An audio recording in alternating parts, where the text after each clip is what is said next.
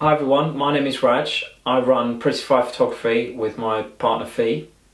This video is about the Canon 1DX Mark II, which for the moment is the flagship Canon full frame DSLR body. It's soon to be superseded by the Mark III, but I decided to order one of these while the price needs to be almost dropping on a daily basis, especially with the guys who import into the UK. This particular one I bought from Panamoz. Panamoz are Hong Kong based, but they offer a 3-year UK warranty with these camera bodies, so you are very much looked after. In fact, if there are any issues, they actually pay Canon UK to repair a camera on your behalf. You obviously still have your 14-day money-back guarantee as well, if for whatever reason you're not happy with what they send you. I've used Panamoz for a number of years. They've been extremely reliable with getting me L-series lenses, DSLR bodies. I particularly shoot with Canon myself, so I've ordered the 100-400 L Mark II, the 7D Mark II, which is what I'm filming on now, and I just decided I wanted to start filming in 4K, as well as having the ability to take phenomenal full frame shots while out in the field of still photography as well.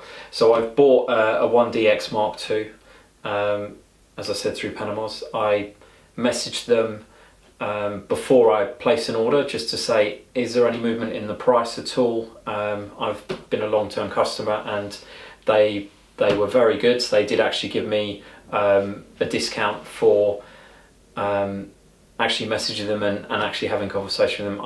I spoke to a lovely lady called Tina, just over email. They're very fast at getting back to me.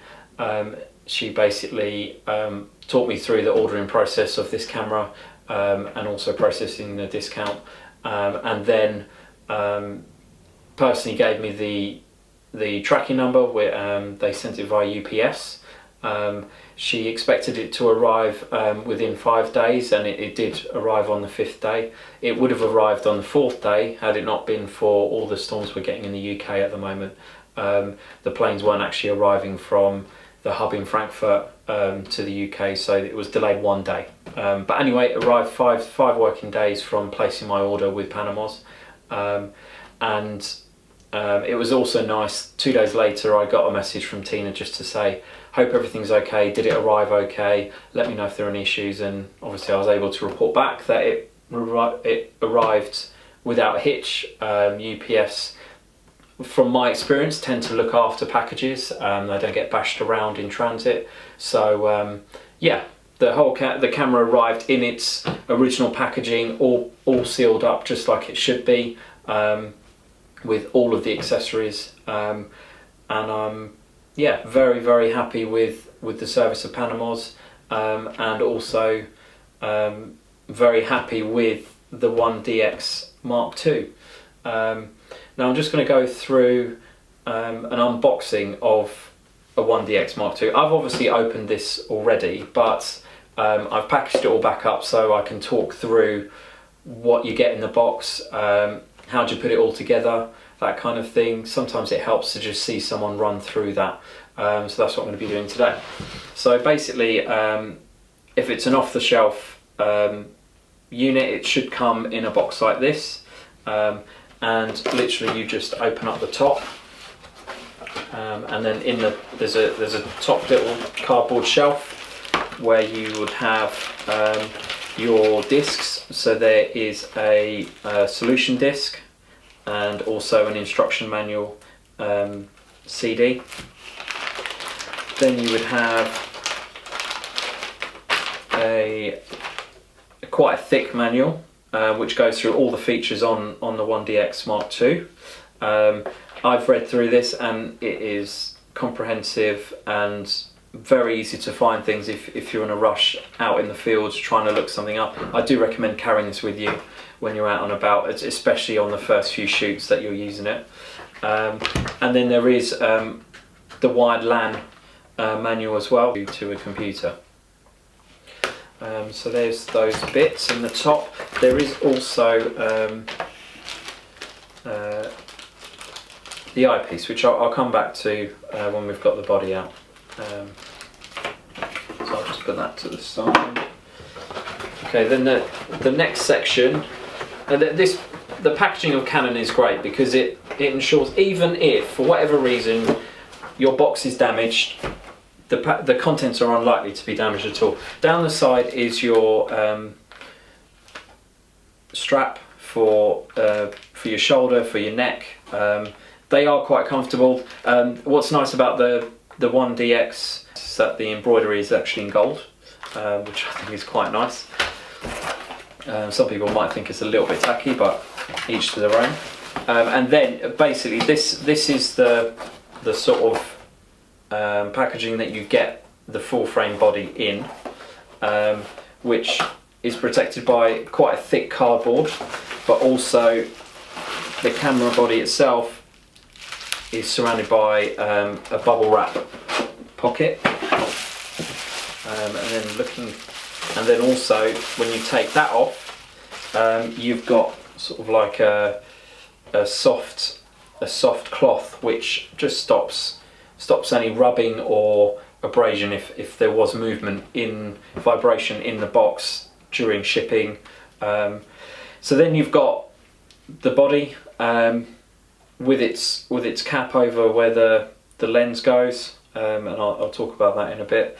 And then on the side, the battery is side loading, which is deliberate. It's so that basically you can have it mounted on a tripod, and if you need to change the battery, you don't have to unmount it from your tripod, from your gimbal, or whatever mount you've got it on. You can literally just slot out and slot in the battery.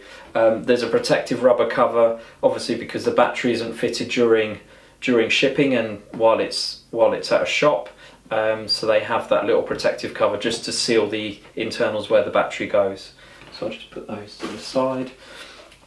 Now I'll just leave that for now and show you what else is in there. So again, there's another section of the box which is protected by cardboard, and in there you have a couple of bits. The first is your battery, which again, same as the body, is bubble wrapped and then with a lining pocket. Then you have a battery, the charger base, which also is in bubble wrap, but also is a dual battery charger, and it has protective covers for each of the two slots for putting in your battery to charge. And then the lights do actually very helpful. They denote exactly how much charge is in a battery.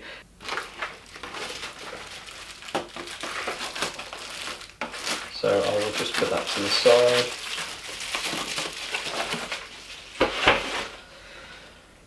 Then we have two other packages. One is the plug. Even though I've ordered from Hong Kong, it comes with the correct 3-pin plug for the charger, which is nice to see. And also it comes with the wireless LAN cable. This allows you to connect directly into your computer, and actually with some of the software you can actually control the camera through your computer. So you can have the camera set up in a studio, and you might be doing photography for products, so your camera's static and you can be controlling placing, moving the objects in front of the camera, then going to your computer, previewing the picture, and then taking the picture, changing settings, all that stuff through this cable. This camera doesn't have wireless built in, but you can get a module to make it wireless. So now going back to the battery, I'll just take it out. There is a protective yellow cover just over where the contacts are, so you need to take that off before you put it into the camera. And then you literally just, you have to have it in the open position so that this metal tab isn't going to catch the chassis of the camera. So you have that open, and you just literally slot it in, make sure it's as far in as it can go so there's hardly any gap at the front there, and then you just twist to lock it, and that's all secure. Let me just move the box out of the way now. So now we've got the body. The other thing that wasn't attached to the body was the eyepiece. So with that, you literally just take it out of its package, and then you just slide it from the top, and you'll hear it click into place, and then that's nice and secure, and it doesn't come off. You can get it off if you need to. There's two little tabs that you push in, and then that allows you to slide it back out again without breaking it. So if you don't push them, you can't pull it off, but if you squeeze from either side, you can pull it off very easily. There we go. In terms of opening up the memory card slot, you just pull that tab up and you twist, and then that pops open like that. There are two slots. One is a compact flash, which is ideally suited towards the photography side, and then there is also a CFast 2 slot as well, which is designed to allow you to record 4K video straight onto a card. CF cards tend to not be fast enough to record 4K on the lower quality settings. So Full HD 1080p, you should be fine with compact flash, especially with a modern CF card, a SanDisk Extreme Pro. With the CFast though, you've got no problems whatsoever recording at 4K at 50 or 60 frames per second.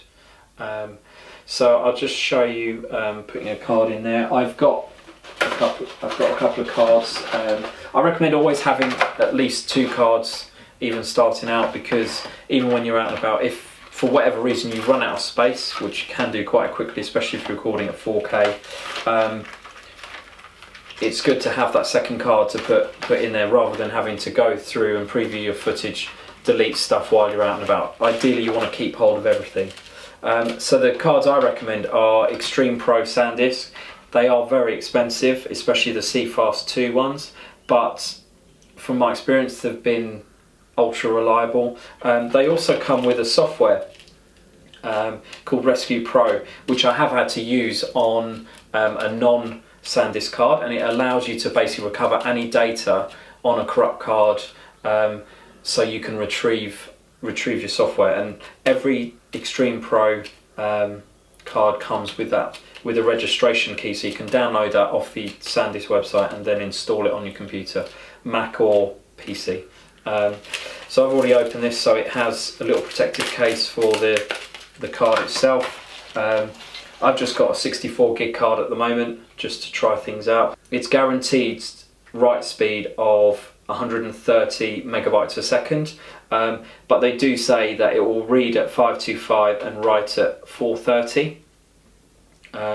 So this card should have no buffering issues, definitely for pictures, but also with the video as well. And so to open it, it's got a little plastic, quite a stiff case to it. Okay, so it keeps it safe. And then just be careful when you pull it out, don't drop it on the floor or anything.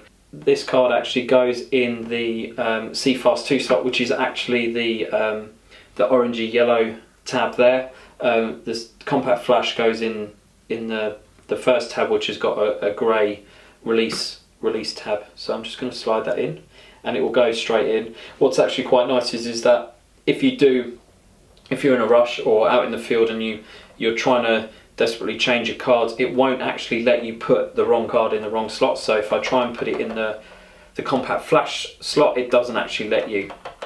You can hear it. It's got a block there, no matter which way you put it. So when you put it in the right one, it's very smooth, and then you just wait for it to just go all the way. It sits slightly above where the metal frame is that holds it in, but it sort of lines up with the tab which pops out slightly, and that's how you release it actually. So you press the tab and it pushes the card out slightly, and then you can just pull it out easily. Okay, so let me just put that in, and then you'll see the red light flashed. Obviously it has the battery in, it's not turned on yet, and I haven't put the strap on or anything. Okay, so now I'm going to talk about lenses. So it has a protective cap, as I mentioned, which you would leave on if you remove your lens. Even for a number of seconds I would put a cap there just to protect the mirror and the sensor that are behind there and all the contacts, just from any dust or debris getting through. And this camera, being a full frame DSLR, will only accept EF lenses, so it doesn't accept the EFS lenses, which you would have, which have a little white square on the side of them. So if I open this cap, you'll see there's a little red dot, which is the same as the red dot you get on EF lenses. So what you need to do is take the rear protective cover off of your lens, and line up the red with the red, and you just very carefully put it on as far as it will go in, and then you twist it, and you'll twist it until you hear it click. So there, it's clicked, so it's mounted. So now you've got your lens mounted, and you can turn the camera on.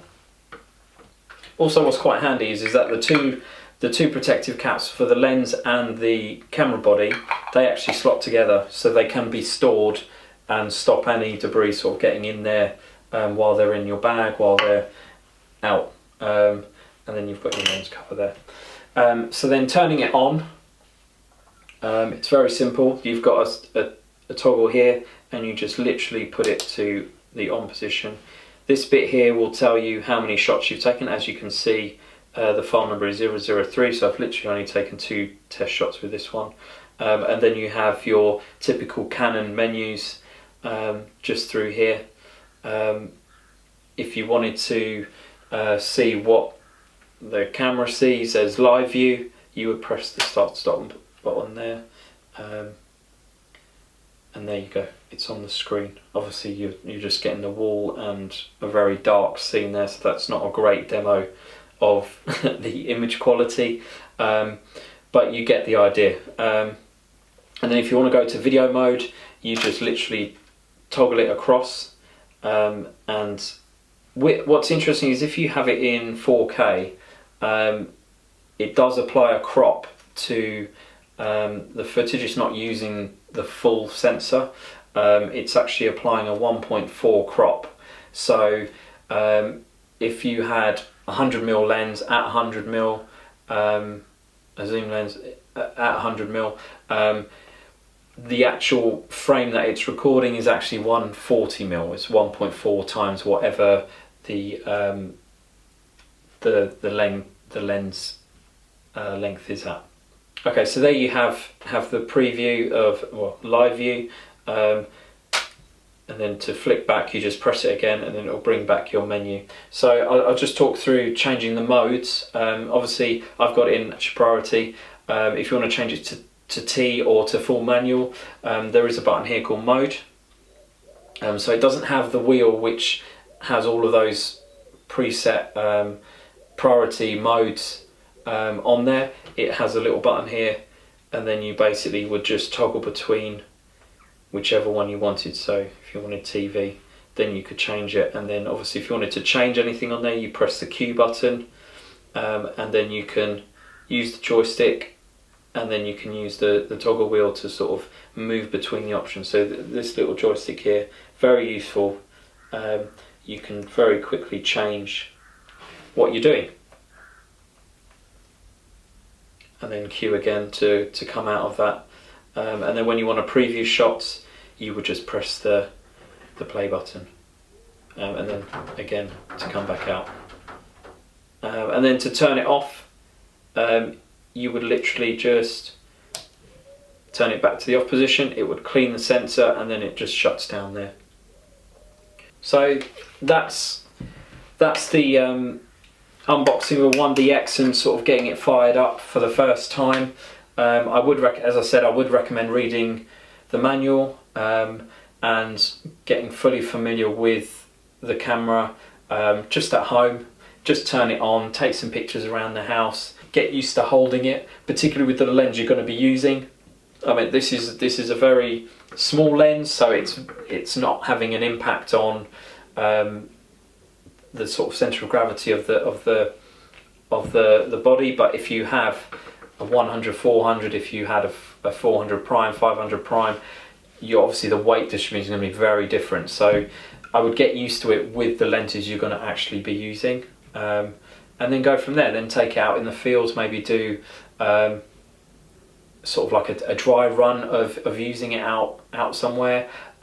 Come back, analyse the pictures, see how you've got on. Have you got steady shots? Was it easy navigating the menus when you needed to change the shutter speed, to change the aperture, change between video and photography, and basic experiment before you really need to sort of use it in a professional scenario.